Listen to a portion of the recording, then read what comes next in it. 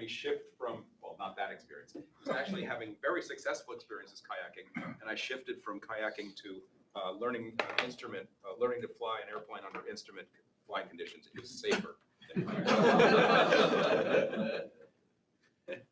Okay, so what we're going to talk about today is the process of translation.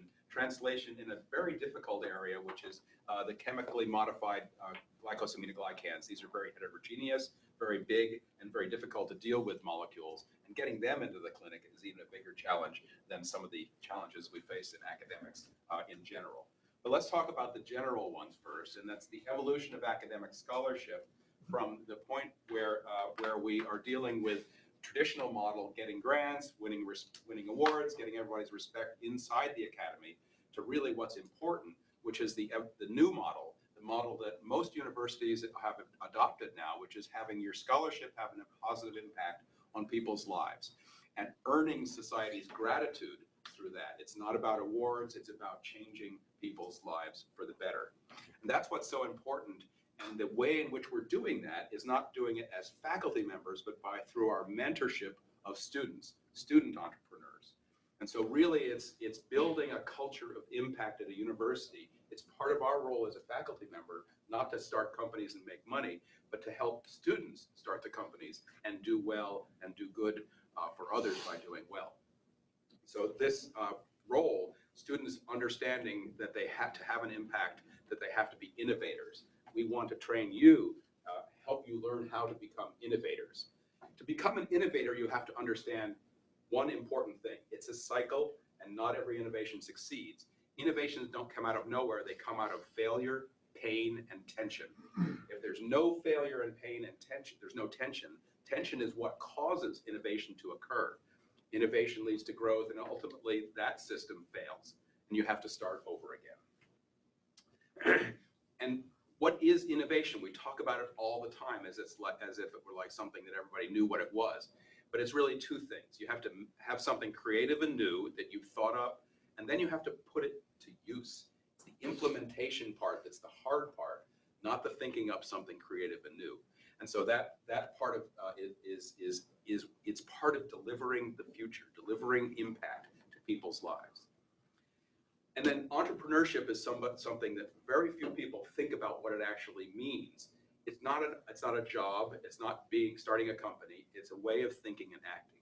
So all of us, in our own ways, whether you're writing a new play, whether you're a string quartet director, or whether you're creating a new company and trying to get a compound into the clinic, we're all entrepreneurs because we're thinking of new ways to solve problems. Now I'm going to switch back into the sciencey part, and I'm going to talk about a class of molecules which has been long neglected as potential therapeutic agents because they're not small molecules, because they're water soluble, because they're heterogeneous. And so they're really challenging these glycan therapeutics. And we did an article on this, a review article on this last year in a new journal called Advanced Therapeutics. And this the co-author, the senior author on this is a guy that co-founded this company, Simic Bio, that I'll talk about right towards the end, John Paderi. What I'm going to talk about now for the next three stories is translation in medicine. And then the key, as many of you in the room already know, is connecting what you're doing as a researcher to some important clinical problem. A lot of what we do in research is a solution for something for which we haven't really identified the problem. We've got a hammer and we have to find the nails. And what this is about identifying, there's the problem, and how are we going to get there? And what do I need to get there? You need a lot of stuff. You need to know about the intellectual property, preclinical development, etc. You'll see this in 3 different slides and 3 different metaphoric images. And so let's go to the next thing. To get to that point, to get to translation, we need to understand our problem. We have 2 challenges, 2 big challenges. First challenge is to balance academic excellence and progress in research and the traditional academic model with what we would like to accomplish on the money side, on the translation side, on the commercial side. And that's a difficult transition to make to achieve that balance, and some universities do it better than others, and sometimes there are conflict of interest guidelines that stand in the way, and sometimes it's money guidelines that stand in the way. The money one is the big one. That's challenge number 2. Challenge number 2 is translation needs money and often fails. It's not easy, and it's not a straight arrow, and it's not downhill. It's endothermic. You've got to put a lot of energy, in this case capital, in to make this happen. You can see that dollars on a logarithmic scale on the left, about $10,000 will get you going for an first experiment. About $1 million that will get you to the first intellectual patent, which will get you something into a local minimum over that first activation energy barrier, to a local minimum of a business. But to get from a business to the bedside, it's another 10 to the third three orders of magnitude of dollars to get there. And that's the barrier that we shouldn't try and do at the university's level. The university should focus on bench to business, not bench to bedside. Let business to bedside happen with the professionals, and work with them so that it happens effectively, rather than having your business end up as a zombie in a local minimum that never gets to the bedside. So stop preaching, and I'll go to the stories. The stories all have something to do with the extracellular matrix. The extracellular matrix is where your cells live and work and make tissues and do everything that they have to do. It's heterogeneous. I'm an organic chemist. I can't make an extracellular matrix. It's too hard, it's too complicated, it's too variable. It's got covalent stuff and non-covalent stuff, and every tissue is different. So why would I want to make that? Why not let biology do the hard work and make something that the biological system can then adapt into what it needs? So let's talk about that as the first story. How do you make a hydrogel for regenerative medicine that is simple enough that you can manufacture it, and that it can deliver cells and keep them where they need to be to do the healing for you? So there are 2 ways to think about this. A fully functional cell-instructive extracellular matrix is the target, and what I want to make is something really simple. So the one on the left is this cell-instructive version, and this is kind of what I think ought to be manufacturable and makeable and general for this kind of therapy. And Kevin Healy and I wrote a review article on this a couple of years ago to define how you would go about doing this. 2 things to keep in mind in doing this. You need to have design concepts. If you think about this as an engineer, the design criteria for the biomaterials, there are 2 slides like this. One is about the biological/chemical design criteria, stuff that we care about in science. And then there's the practical side. That's the next slide. But let's focus on what's going here first. Is that what we want to do biologically is create a temporary semi-synthetic extracellular matrix with the right biomechanics, the right chemistries to produce the right biology. We want to put the cells there, keep them there, nurture them, let them grow the proper tissue by making their own extracellular matrix, and let that matrix facilitate growth of the right tissue in the right place and regenerate that tissue, and importantly, achieve something clinically meaningful.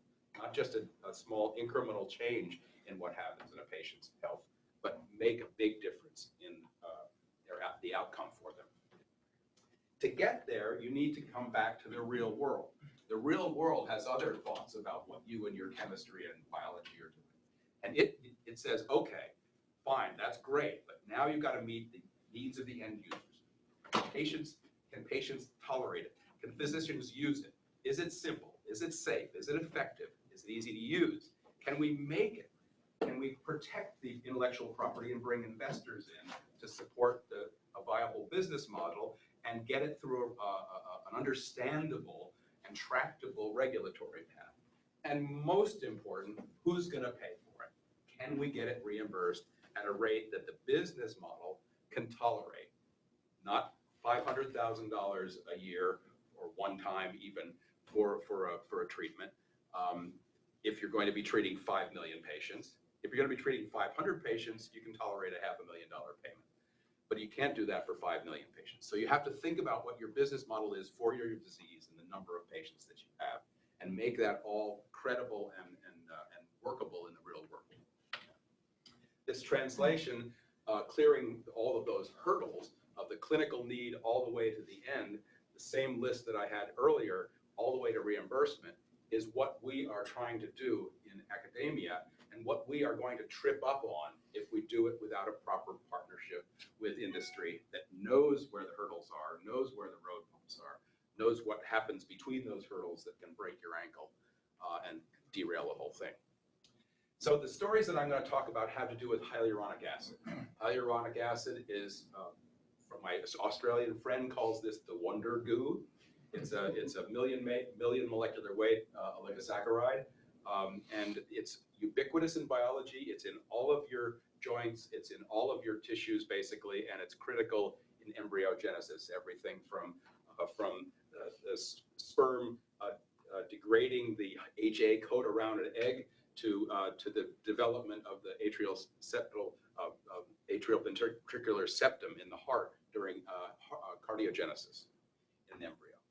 It's also it's been in commercial use for 60 years in ophthalmic surgery, in wound repair, adhesion prevention, and now coming into in surgical regenerative medicine. But in terms of chemistry, the way, at least I think of this as something that can be modified. It's not just goo that you have to use the way it comes out of a biological system. You can make derivatives of it to improve on the chemical and biological properties so that it becomes a better medical device or treatment modality. And the things that we're going to hear about is the two easiest things to modify, the carboxylic acids or the hydroxyl groups. And we'll talk about a couple of the different modifications in each of those sectors.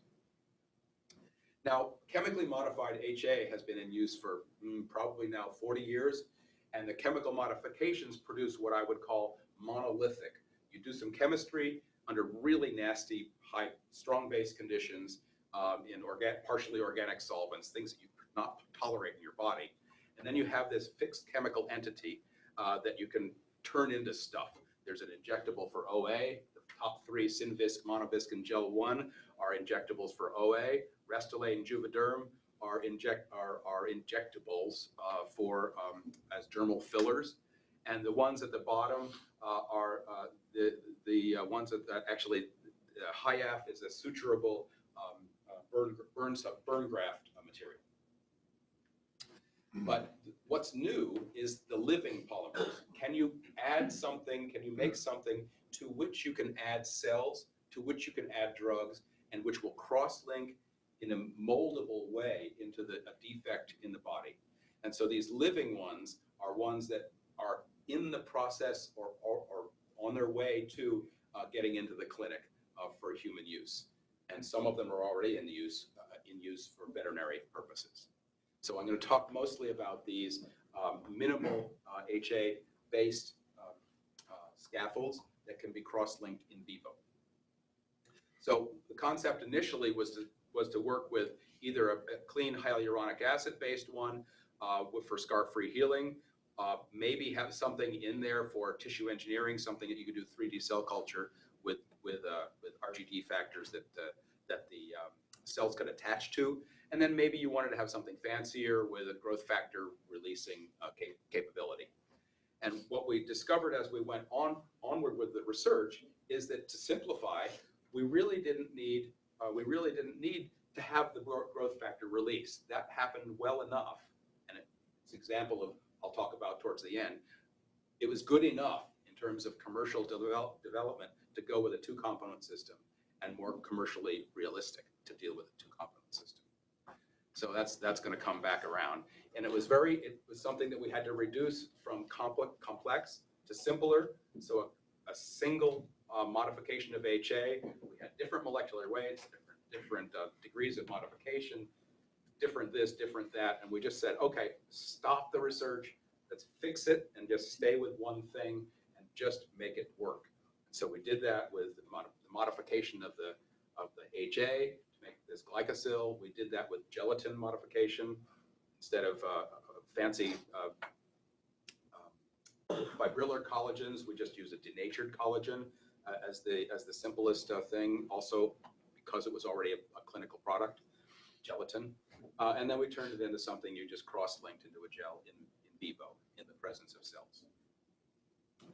Now, this is an important story for those of you who are interested in commercialization because and engaged in the actual intellectual property part of this is how do you get a technology from a laboratory to the clinic practically. So the university held the patent on this stuff, and the university works with the state of Utah, and the state had programs to support centers of excellence to spin out companies. So I got one of those centers of excellence in 2004 to spin out the Center for Therapeutic Biomaterials, which then was going to spin out companies. So we spun out a total of 5 or 6 companies, depending how you count them, from that Center for Therapeutic Biomaterials. The first one, I started with 2 ENT, ear, nose, and throat physicians. And so the name of the company, ENTRX, sounded kind of gross, Entrex. So we put a letter in front of it, Centrex, it's easier to say. And so that was based on scar-free healing in the sinuses and tympanic membrane repair in the ear. And what we went to go out and get money, we wrote some small business grants and we brought in some money for small business grants. And then we had a VC say, okay, yeah, we'll support that, but we'll give you $2 million and then go find another $2 million. And we went to find another $2 million, we found $8 million. And the first term sheet went to 0 because the company went to a different state. So it went to California. And then the Utah people who started this whole thing got really angry. And they said, well, what happens? We gave you all this money and now you're taking it out of state. They said, okay, the people in California said, university has too much equity. We want some of that equity back. University said, great, we'll give you some equity. Give us all the things that you're not going to use. What are the fields of use you don't want? Well, we don't want anything with veterinary. We don't want anything with research reagents, and we don't really want cell therapy. So great. So we started, in December, we started the one company with the VCs. In January and February, we started 2 more companies for the 2 other fields of use that we knew the material would go for. So distinct fields of use is a very, very fundamental thing to keep in mind for when you have a platform technology that can go in different directions. They have to be, almost have to be different companies, because if this all went into a biomedical device company, veterinary and 3D cell culture never would have seen the light of day. So it's a cautionary tale. And what happened was that then the VCs were developing stuff for osteoarthritis. We ended up partnering, doing a cell therapy thing and 3D cell culture. We were acquired by Biotime, a public company, and Biotime then partnered with Jade to develop ophthalmic products, which are now in the clinic in humans. Centrex Animal Care was doing really well with veterinary products. Carbolan went public. They had a clinical trial that didn't go very well, so their assets were acquired, and some of the assets went back to Centrex, and some went back to Biotime, and Jade was acquired by iGate, so the ophthalmic is now a public company. You know, stuff happens, and you don't have any control after you're the faculty member that steps out of it, and business people are involved. All sorts of stuff happens, but you have to be willing to accept that.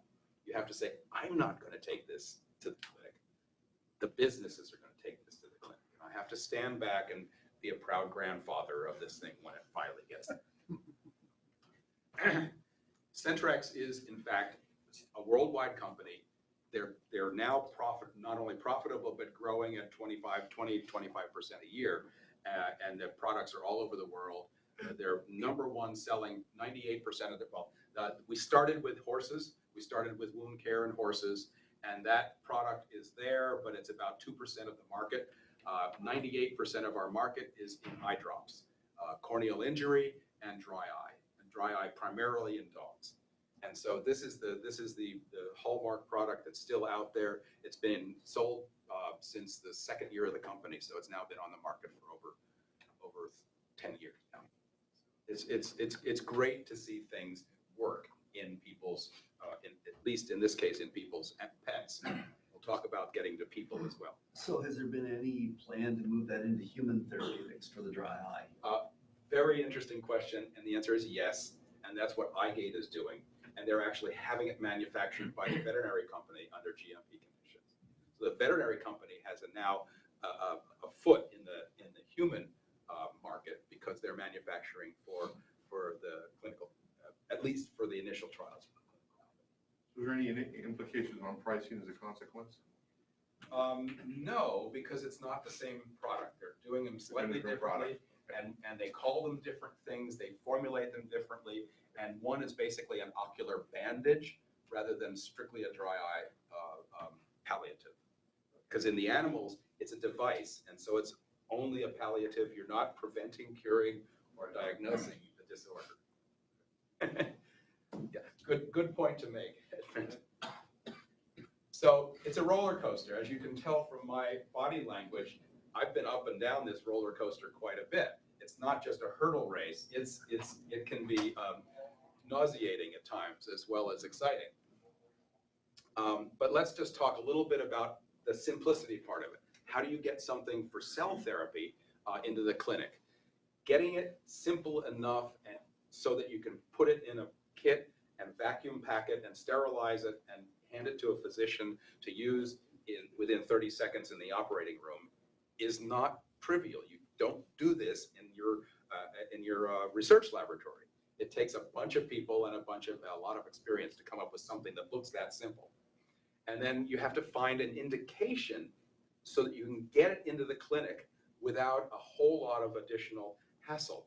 And the indication that we chose for cell therapy was autologous liposuction-derived fat cell, adipose-derived stem cells from patients with HIV who had lipoatrophy, sallowness in the face, the loss of fat in the face.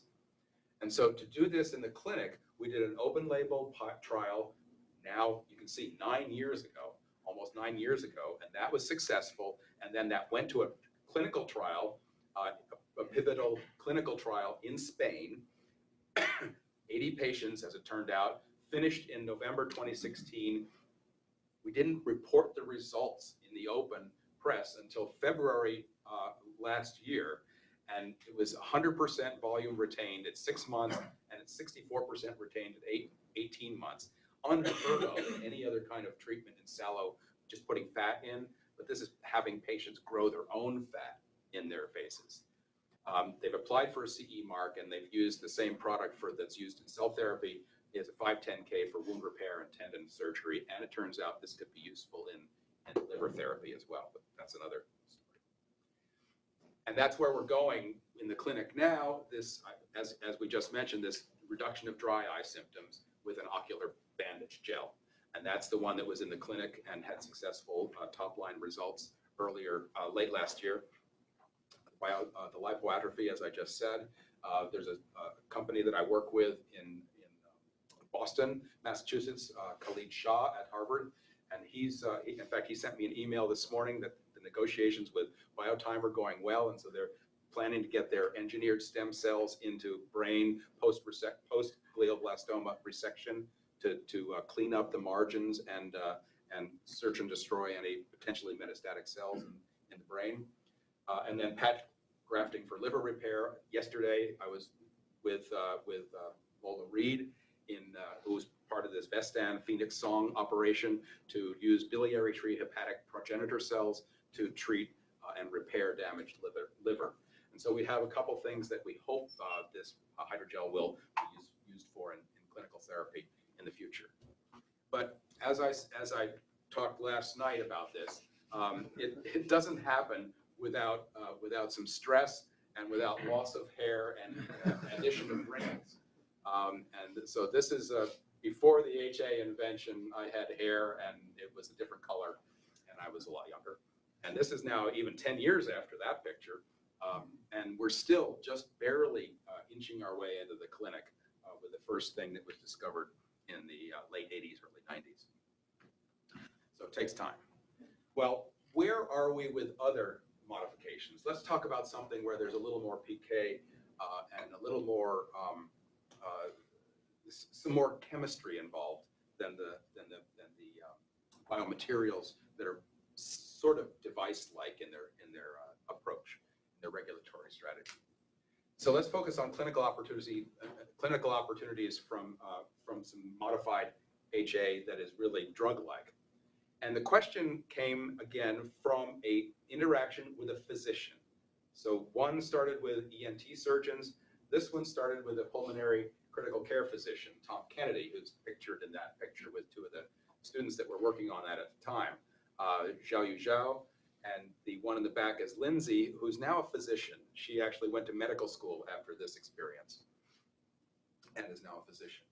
So Tom Kennedy said, you know, he works with heparin. He started a company with partially desulfated heparin because he wanted to capture the anti-inflammatory properties of heparin without the anticoagulant properties of heparin.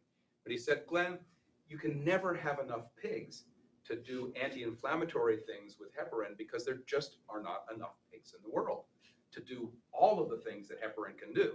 So make me something that is not horsey, that has the anti-inflammatory but not anticoagulant properties of heparin. Okay, I gave him a molecule in 2 weeks later, and 2 weeks later he calls me back up, says, Glenn, this is incredible. It's better than the compound that's in the clinic that came from heparin, and we've got to turn this into a new company. So Glycomira was born based on a bet that I couldn't make something that he could use, and we both were happy that I won that bet. And so we've got something that comes basically from a fermentation source. You can make it in very high amounts, and we can do the chemical modification very simply. We make something that has essentially no anticoagulant activity and is very resistant to enzymatic degradation. It has an antifibrotic character. It has a bacteriostatic character, which is really nice in both devices and in oral uses, for example. And it has all of the desired anti-inflammatory and immunomodulatory properties that heparin and heparinoids have without having to worry about blood not clotting. And so here is a sort of a short laundry list. There's actually a longer one of some of the things that this sulfated HA blocks in immune response. It's a potent RAGE antagonist, but also we're finding that most of what we're detecting now that's useful clinically is working through the very top, at the very top, through TLR2 and TLR4 as antagonizing those gatekeepers of so many downstream things in FKB pathway, for example. But we also block leukocyte elastase, cathepsin D, leukocyte migration via the selectins, which is good for anti-metastatic use. The inhibition of the HAase and chondroitinase and heparinase slows the degradation of the extracellular matrix, and this unexpected surface, especially surface bacteriostatic property, is very useful in oral biology. We looked at the potency, and just with a couple of simple things, essentially we were finding at everything that we looked at, we saw a similar potency with heparin, sometimes a little better, sometimes not quite as good. But whenever we compared our molecule, which is a 5 kilodalton sized HA, with regular HA without the sulfation, without our chemical modifications, the starting material had no effect at all, and our stuff had the same effect as heparin. So we actually had made a new chemical entity which was safe and effective, and actually effective and also safe. And the safety profile we looked at very early. This was like year 2 of the company. What can we do with this stuff and get away with it? Because we're worried about oversulfated chondroitin sulfate had just been found as a contaminant in heparin. Are we making the next oversulfated chondroitin sulfate that's going to kill people? So we started dosing the stuff at very high levels in rats and mice, IV acutely, and then continuous multiple doses, up to 30 milligrams per kilogram sub-Q or 10 milligrams per kilogram IV, 7 days, 28 days, long, long course of treatment. A month of treatment twice a day on the surface of the skin, looking for irritation every place we could, getting very high doses, tasting this stuff. I've tasted this stuff at a 10% weight to volume solution, and it tastes kind of like fluoride-y stuff that you have in your mouth. And it's not great, it's not pleasant, I wouldn't drink it, but it doesn't hurt you, and certainly you can tolerate it, you can cover up the funny little anionic taste that it has. Were you able to find a Noel, or did you dose up to find a Noel, and what was the effect that you saw? We actually did, and it was depending on the animal and depending on what kind of indication we were thinking of. We got up to 300 milligrams per kilogram, and we started to see a little bit of hematuria in our interstitial cystitis model. Sorry, I'm thinking fibrosis. It's the interstitial cystitis model, and that probably was not due to the drug. It was probably due to the catheterization. So yeah, we got high.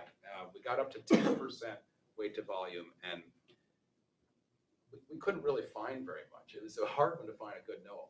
Well, the reason I was asking the question also is because investor interest will be also dependent on safety. Exactly. They kind of want to know that kind of information. And right, this is crucial. Right. And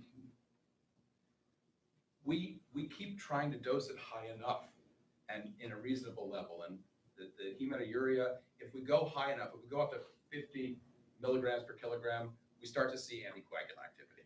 So the residual anticoagulant get high enough, you can see some of those potential adverse side effects. But what that tells us is our therapeutic window is not quite 2 orders of magnitude, but a factor of 30.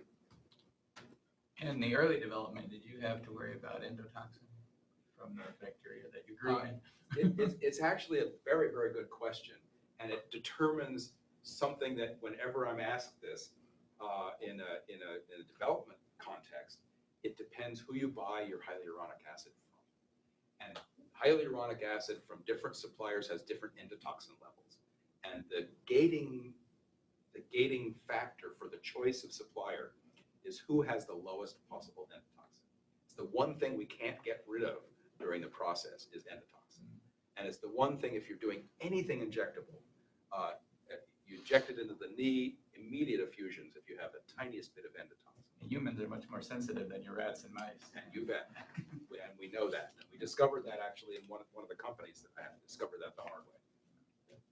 That not by scrimping on who you buy your HA from is a real mistake. So, good point. Endotoxin is gating. Now we have the next problem. So we've got all these modes of action. It's fun to see as a researcher. It's great to see many modes of action. As an investor, as a company, or as a regulator, we don't want all those modes of action. Give us one. How does it work? And don't deviate from that story. So what you have is a focused technology with a lot of applications. And we've got animal data for the ones in red: sinusitis, mucositis, periodontitis, cystitis, and proctitis. And we haven't even bothered to go in the other directions with most of them. So I'm going to focus a couple of quick stories on sinusitis and mucositis, and then we'll go. And this actually turns out to be very appropriate because from the discussions I've been having this morning, these are areas of shared interest. And oral mucositis due to radiation is one of them. Mucositis in general due to radiation. But it's a huge complication that we all know about. And the first question that you would have is that, why should we even bother doing this? You've been giving this either topically or intravenously. Nobody wants an IV injection. Can you do this some other way? So we tried it with a subcutaneous injection. And we weren't sure this was going to work. This is a 5 kilodalton sulfated material. What's going to happen? Where's it going to go? Turns out, within a half an hour and continuing for 2 hours, it goes pretty much throughout the body, concentrates in mucosal tissues in the oral cavity, and it never gets into the brain. So that's a good thing. We don't want it in the CNS. And it stays there for up to a day. So you can give this stuff once a day, subcutaneously, and have it on board to protect against radiation before you have the radiation. So now, does it actually do something useful for oral mucositis? Typical animal model is a single high-dose radiation. And we had to tune this. We tried lower and higher doses. And this was the one that gave the right level of damage in our system to be able to see an effect of the compound.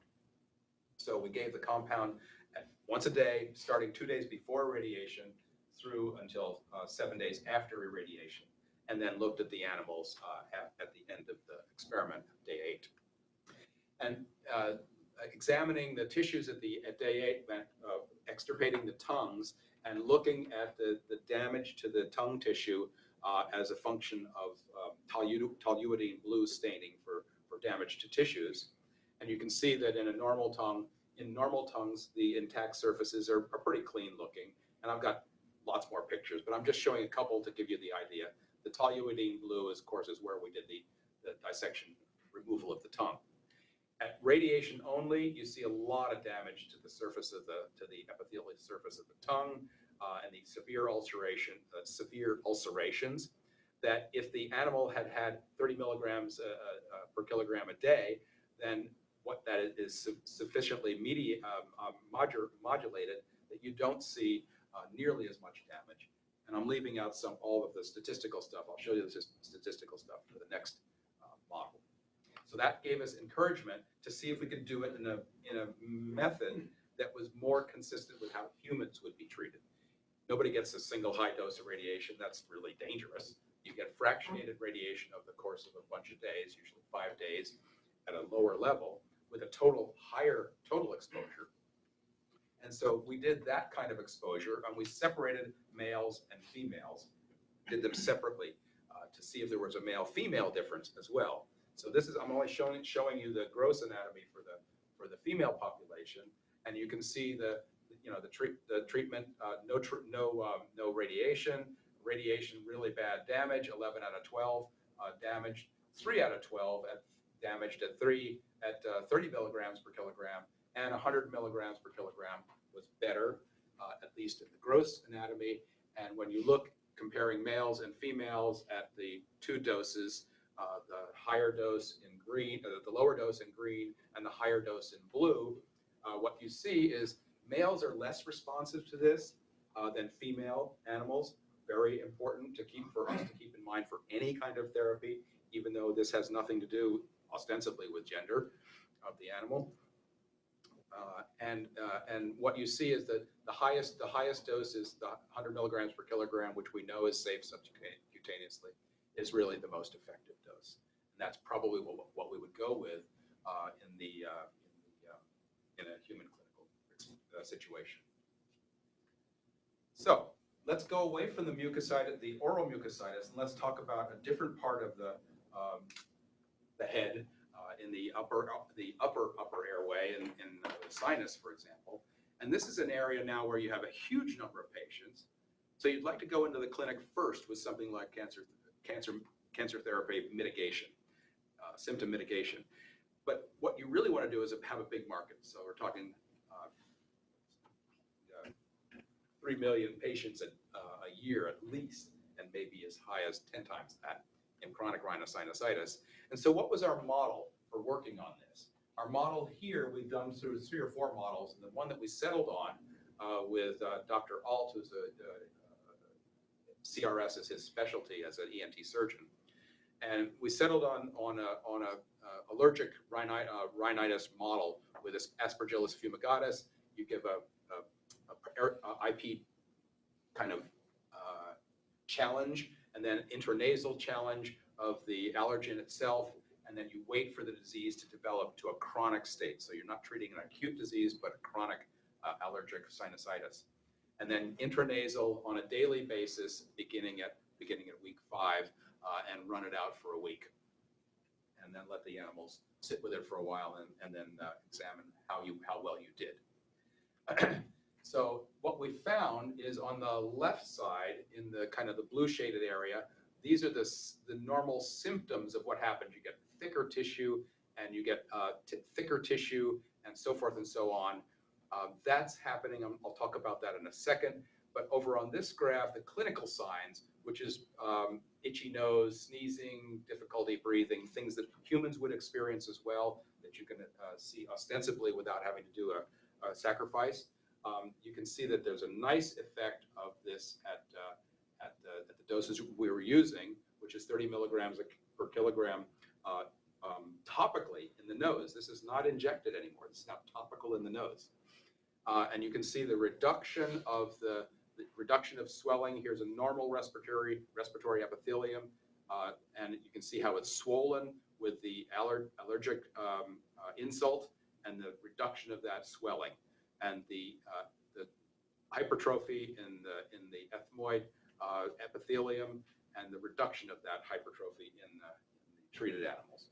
So this was very encouraging, and we're now taking this further. We've been looking mechanistically how this is happening, and it's very clear both TLR2 and TLR4 are the main upstream drivers, and I'm just showing the example for the reduction you can see in an insult-free animal. In an insult-free animal, the PBS treatment, very little TLR2 expression, but if you do the allergic insult, then these things are just expressing TLR2 and TLR4 up the gazoo. And then treatment nasally with GM1111 really tamps down that protein expression of the TLR2, but also tamps down by, in some cases, orders of magnitude, the downstream NFK, NF-kappa B biomarkers that come downstream of the TLR2 and TLR4 insults.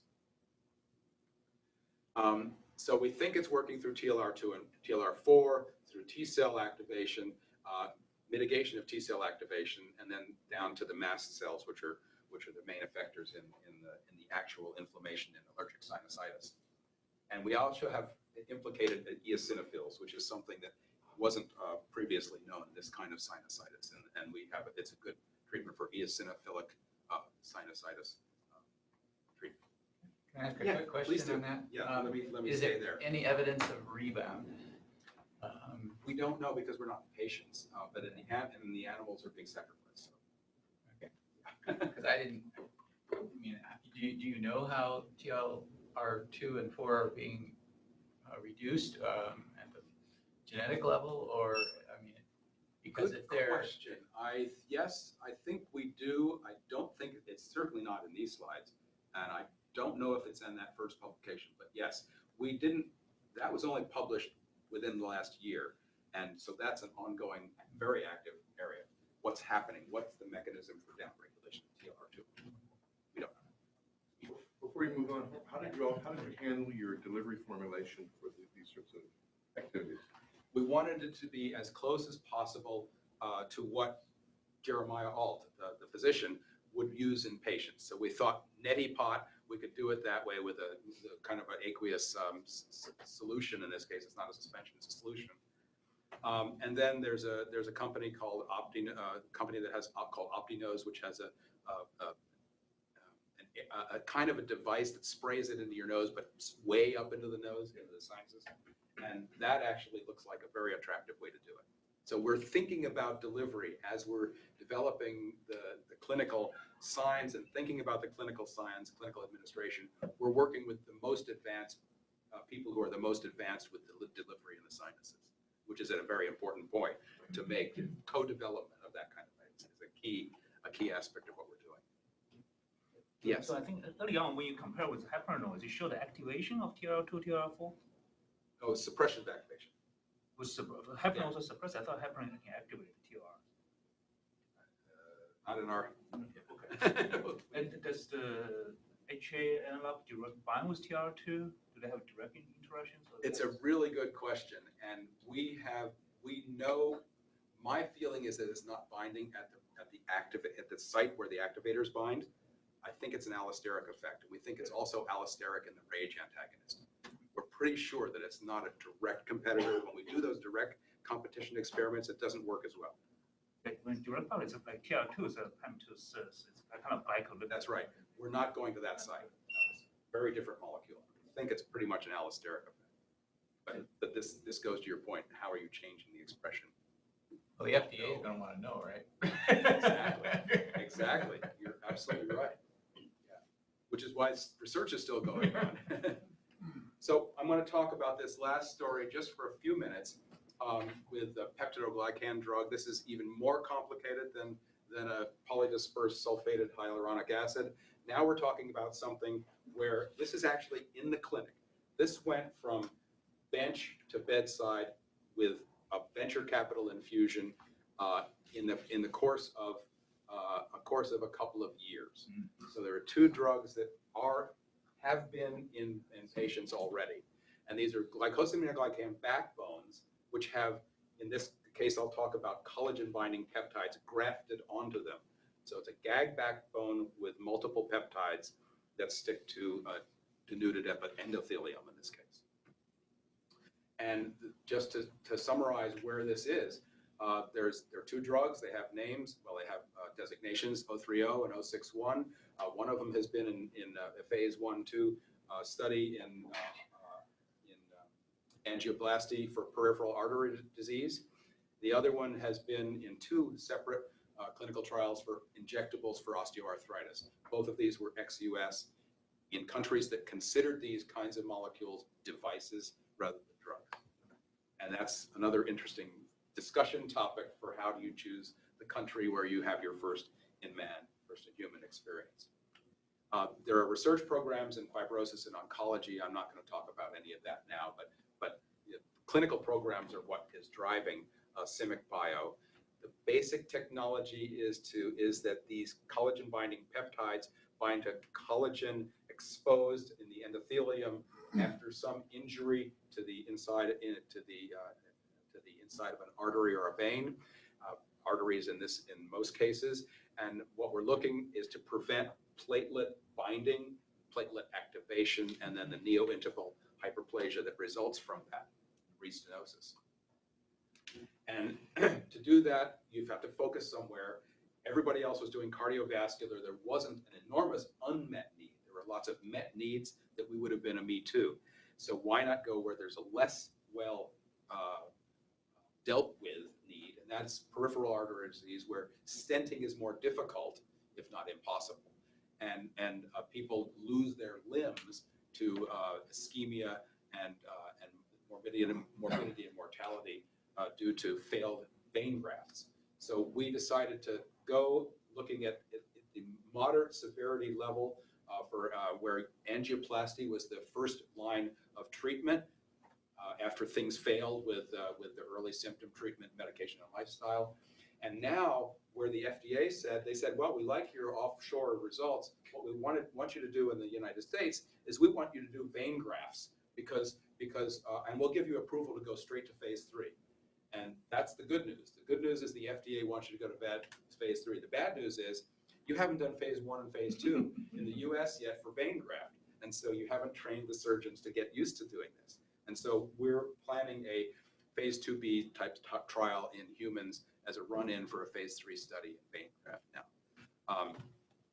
And I don't want to spend too much time on this, but I think it's important for students, especially in the room, and faculty as well, to understand that these are not simple trials. They're not cheap, and this is this is investing $4, $5, $6 million in a clinical trial offshore, and it was basically doing a randomized trial with just this is a small number of patients, 67 in a 2-to-1 randomization, and with the number of things that could happen, we didn't quite get to the p-value. We got really good results for that sample size, but we learned a lot that will translate to the next trial. How do we create the injury that these peptides will bind to the injured endothelium? We create it with a balloon angioplasty into the lesion, which causes the injury, and then after the injury, you pull the balloon back out again on the catheter and deliver through the catheter the drug into the area that was injured by the balloon angioplasty. So that was the clinical trial that was done. And we predicted that it would reduce late lumen loss, which is a measure of vessel patency, the openness of the vessel. And indeed it did, a 32% reduction, which was great. Not quite statistical because we had a lot of people that went through bailout procedures because the drug worked too well. And so we lost a lot of people in our control, in our statistical, our drug arm because we had, because they didn't need to be bailed out. And we lost a lot of people in the control arm who did need to be bailed out. So it was, anyway, clinical trial design is another one of those hurdles that if you trip on it, you end up having trouble in the development process. So I want to leave you on this section with one key question. When is a drug candidate ready to develop clinically? Researchers don't think about this. All we care about is it's really cool. We have these unanswered questions, and unanswered questions are the beginning of the next grant proposal. And that's not the way the clinic works. You don't want unanswered questions that are the beginning of the next grant proposal. You want to answer questions, but when a drug development candidate is ready to develop clinical, is when the clinical need and the people with the money are pushing you forward and say, we want this for our patients, and we're giving you $20 million, and you better damn well get this thing into the clinic as fast as possible. So different drivers than what we deal with in discovery and academics. But ultimately, it's hard, no matter which side, academic or company. When do you stop optimizing? When is it good enough? It's never good enough, but you have to decide, okay, it's good enough. And then on you go into the clinic, and then you have, 2 years later, you've got a molecule which is 10 times better, but you're already in the clinic with the one that you had to lock in. And so this is something that I want you to think about. I'm not answering your question. I'm giving you the question that you have to think about now and forever in drug discovery and drug development. And you'll hear this not just from me. You'll hear it from Edmund. You'll hear it from Charles. You'll hear it from Rick and from your advisors. And ultimately, it comes down to 6 words. My 6 words of if they're wisdom, they're 6 words anyway. What I call the translational imperative. Embrace the complexity. Biology is crazy. Chemistry is hard. And the minute you combine the two, you get heterogeneity and variability, which is just ridiculously hard to predict or duplicate. So in product design, engineer something that's versatile enough to deal with the complexity. Don't try to solve everything, but have it be flexible so that it can be versatile enough when the first thing that you think it's going to work on fails, you have the ability to pivot over here to try it on a different indication or a different formulation or a different patient population. Versatility is key to any kind of drug, device, product development. But ultimately, when you go to the market, it's got to be simple. If you can't make it affordably, deliver it, and use it easily and safely, it goes nowhere, and it won't be reimbursable. So delivering simplicity is the absolute bottom line for any pharmaceutical product. And we're not the first ones to think of this. Leonardo died 500 years ago. He knew this. The ultimate sophistication is if you can get something simple. So that's what we should be working our way towards in drug development, is the sophistication of the simple solution. And I'm a pilot, and so I have to close with a couple of pilot slides. And flying an airplane, like drug development, requires focus and a plan. You can't get to a clinical product if you don't have focus and a plan. You can't get from airport A to airport B without a plan. And when you're flying and it's a lovely day, everything is great. It's great. Drug development is in its finest time when you have something really safe and your therapeutic window is like this, and you don't see any off-target effects. It's great, but it's not linear. Things don't go in a straight line, and sometimes the landscape down there is a little less inviting, the slot canyons around the Colorado River than it might be. If you had to put the airplane down, you'd have trouble figuring out where to land on that gamish. And sometimes you have stuff in your way whether it's drug development or an airplane, I can't go through that, and I can certainly go around it or over it, but depending on your capabilities, you might not be able to get over it, so you better go around it. Don't forget about competition. We all think that we're the smartest person on the block, and nobody is as smart as we are, and nobody's competing with us. But there's always competition, and they're often a lot closer than you think they are. And so you better be aware of who that competition is, and what they've got, what your features are that are better than their features, or at least different from their features, and how you can. You also you're not always able to see where you're going. And the regulatory environment can change, the clinical environment can change. In this case, the visual environment can change. And you can be in bad shape if you only are a visual pilot and you have to land at Seattle when you can't see the runway. You have 2 choices. One is you circle until it clears up, and now you can see the runway and you can land. Or you can have an instrument approach. So learning to have the backup so that you can get through the obscuration and get to the end goal is critical. Ultimately, destination is clear. You can get this operation onto the runway safely, and at the end of the day, you have a chance of succeeding with some kind of clinical development.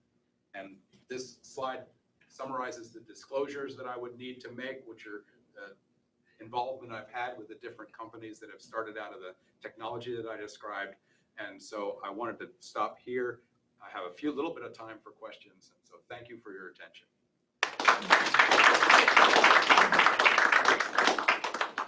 So as an aspiring pilot, I have a lot of aviation questions. So I'll save that for later. Yeah. But a couple of specific questions for the presentation. So the first one is technical question. In your third story, the glycosaminoglycan, so did you stain to see whether or not the glycocalyx was being restored, or is it actually filling where there's a loss of endothelium and there's no cellular material there? Depending on if we're doing the endothelial treatment, we've actually looked at where it goes and what it sticks to, and it sticks to the endothelium. We don't know about the collagen because there's this denudation of the collagen. I'm not sure in the animals if we've actually competed it off, but I know that we follow it throughout the body, and we have, it's called the in vivo imaging system, and we know where it goes throughout the entire body for every one of these things. Okay. So, but we can talk about the intimate details. yeah. Those are things that you don't always present all the detail. Right. We'll talk about it. Yeah. The second question is a little bit more general. So, I've studied glycosaminoglycans in the past, and so the detailed molecular mechanism by how they're acting in all these different areas is really unknown. Yeah. So from an intellectual property standpoint, how do you deal with that without having a really well-defined mechanistic story? Oh, the patent office doesn't care how things work. They just they have 3 criteria, and I love talking about this because it has to be novel, discovered something, it has to be useful, and it has to be non-obvious. And so the beauty of glycosaminoglycans not having known mechanisms gives you a whole lot of non-existent prior art. You can always open up a sentence in your patent saying, surprisingly or unexpectedly, we found that so-and-so happened. And that gives you methods claims. It gives you sometimes even composition of matter claims. And so, yes, we love GAGs because of the fact that so much is not known. And it gives us all sorts of ways to get intellectual property that wouldn't be available for some small molecules. But as a follow-up to his question, though, venture capital or other companies want to know something about the mechanistic behavior. Right. And so we're always looking. Even if the NIH or Yes. other people don't care. Yeah. So as you saw with the glycomira stuff, we've got a bunch of mechanisms of action. As with the Simic bio stuff, we've got very clearly defined mechanisms for each step. And when you go into the FDA, you have to simplify your story. They want to know what's the mechanism of action, not what's the portfolio of mechanisms of action that might be happening. They want to tell us how it works, and you do your best. Are any of your sponsors with the FDA using fast track or breakthrough therapy to shorten this development? Good question. If you don't know about fast track, breakthrough, all this other stuff, you have to request it. And so when you go into your pre-IND meeting, you have your meeting, and they give you some responses that you have to answer. And then at that time, you then apply for orphan drug. You apply for breakthrough. You apply for it, and they decide, no, you're not really breakthrough. There are more than 200,000 patients, or there are other things that are, in our view, just as good, and so you're not really breakthrough. So it's a dialogue, and you get rejected, and if you then want to come back and make a better case based on their objections, you can do that. It's like the patent office in that sense. So it's a dialogue. It shortens things up. It shortens things up, but you have to convince them. Yeah. Just like you have to convince a patent examiner to issue your patent. Yes. So HA has a lot of endogenous biofunctions, right? Yeah. And how much does modified HA retain those functions? For It example, interaction with CD44. Yeah, it depends how much, severe, how extreme the modification is. And with the regenerative medicine examples, those are modified to about 10-20%, so that 80% of the thing looks like HA. And if we go further modification, it stops looking like HA to the receptors and to the things that you want it to be HA-like. With the sulfated HA, we've given that up. It's so heavily modified, it doesn't retain any HA-likeness. We're trying to make it more heparinoid-like in that case. So different question. And what's the half-life of those modified compounds? HA half-life is very short. HA modification, we actually keep the gelled HA gels, depending where you put them in the wound, it's a couple of days because of the high level of hyaluronidase. If you put it inside the abdomen for adhesion prevention, it can be there for 8 to 12 days. If you put it, we've had some situations in the sinus where it's there for 2 weeks. So yeah, you have quite long half-lives. The 1111, the sulfated HA, they're resistant to all the GAGases, and they actually inhibit them weakly. And so they're there for, we've seen half-lives of over 72 hours in tissues. Two things. One, just a comment, what you said about the interestingly unique thing. It'll teach you really quick to not guess at things in your discussion sections of papers, because that becomes prior in a really big hurry. But the question overall is, because you have this unique sort of thing going on, especially with the endothelial modifications, what sort of responsibility have you had, or not responsibility, what have you been asked to do to see how, instead of thinking about normal drug-drug interactions, that your chemical compound in and of itself can alter absorption of a myriad of chemical things? And if you haven't thought of this, I'm really sorry I asked it. I haven't, and I'm dreading the next set of questions that we get back from the FDA. No, we have not thought about. That's a very, very interesting point. I think the argument back on that is that the area of denudation, the area where that's going to happen, is very small, and it's a single administration in the endovascular systems, or a singular OA injection, and so there's no repeat injection. There's no repeat exposure, and there's nothing else that the patient is taking. They're taking drugs on a regular basis, but that small patch is not going to be the determinant of overall delta in absorption, I think. I think when you get back to your cystitis model, we can talk about this later, but you might find that if that aspect is true, that is a humongous asset as opposed to a liability that is worth investigating. Yes. It's bladder armor, and that's the whole basis for doing urology as a target initially. Yeah. Yes. So how is the translation of this scientific findings to cosmetics? Because HA seems to have some like anti-aging effect. Have anybody reached to you trying to find? Yes, I've worked with 3 dermatology companies. Some of them they're regular kinds of therapeutics, and some strictly cosmetics, and it's a huge area of interest. The sulfated HA, one of our first goals was to use it for rosacea. It's a little too charged to get through the corneum stratum corneum, and into the skin, which is where it would have to be a RAGE antagonist. And so that didn't work, but we found out safety. So I don't think the sulfated HA is going to be useful there. HA itself, high molecular weight, doesn't go into the skin very well. Low molecular weight does, but low molecular weight doesn't have the quote-unquote anti-aging properties. But I've worked with the companies for delivering HA into the skin, and that's pretty much all I can say. More of a business question. Yeah. Earlier on, you had a slide where you talked about taking a technology and then splitting it basically into multiple companies. Yeah. One of the things that we're often told is focus, right? And oftentimes, particularly in this environment, we focus, one particular therapeutic application. So how did you, or how should a university view it, I guess, or how do you do it? How do you take a technology and split it into different applications, keep the IP separate, and so on and so forth? How does that process work? Because you obviously had success doing that, and you got the focus you needed from each of those companies. I have to say that the success wasn't planned. You can hardly ever do that. Right.